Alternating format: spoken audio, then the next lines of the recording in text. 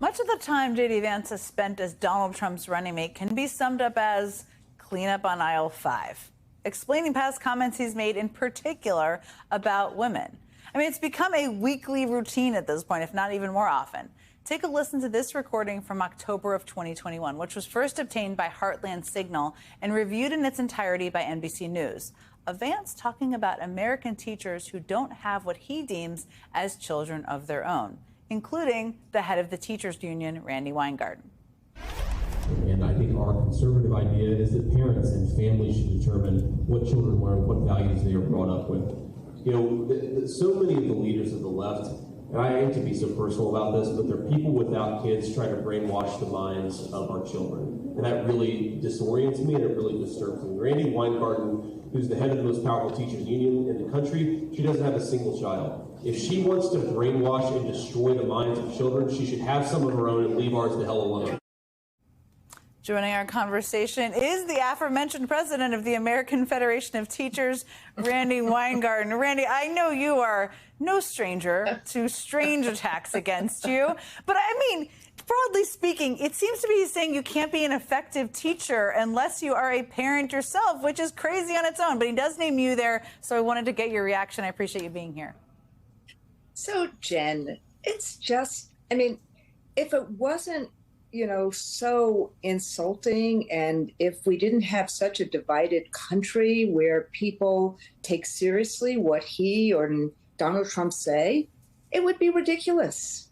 But, you just sit there and say, whether it's, Catholicism or Judaism or any of the religions or not that many of us believe in, teaching children is one of the most important things we can do, regardless of whether we are parents or not. And frankly, I'm delighted. I'm blessed that, Sharon has 2 kids and, I consider them my kids now. And it's wonderful to have a big family with lots of nieces and nephews. Somebody doesn't have to be a parent to be a great teacher. And in fact, so many teachers in America, so many nuns in parochial schools are fantastic teachers who teach compassion and caring and critical thinking and context. So it's nonsensical, but what it does in this age of disinformation and misinformation, it just makes the job of teaching and learning, the connection between parents and teachers and kids, it makes it harder. And that's why it's gross. It is so gross. I have 2 kids in elementary school who just started school this week. I could not be more grateful for the teachers in their lives.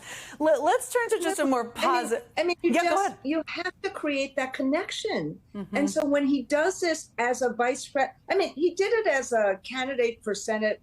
Okay, he shouldn't have done that. But as a vice presidential candidate, it has impact. And it's the beginning of school. So why, as a public figure, he should be taking more responsibility? I don't care what he says about me, but don't do this to every child and every teacher and every family in America. Sorry. No, you don't have to be sorry with me. I agree with you 1,000%. He also has an obsession with women who don't have kids. Get over it, buddy. Exactly. There's other things to worry about.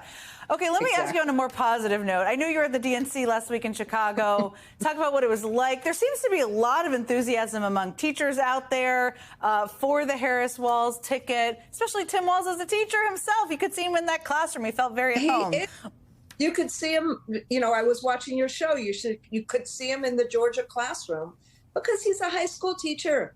He's a high school coach. He's led, clubs like the Gay Straight Alliance. So this is what teachers know. When they see one of their own who's treated seriously with respect and dignity and is honored in this kind of way, it just opens up our hearts. Teachers have been dissed for so long for all these political reasons, not on a local level. We know lots of teachers are beloved on a local level, but because of the funding of public schools and because it takes a lot of money to fund a great education for all kids in America, teachers get dissed a lot. So when you see a Tim Walz and when you see a Kamala Harris picking him, it says a lot about opportunity, and it says a lot to teachers about who we are and what we represent. And even the things like you can deal with adults because you can do lunch duty. Every teacher in America who has done lunch duty, every para who has done lunch duty, we understand exactly what that means.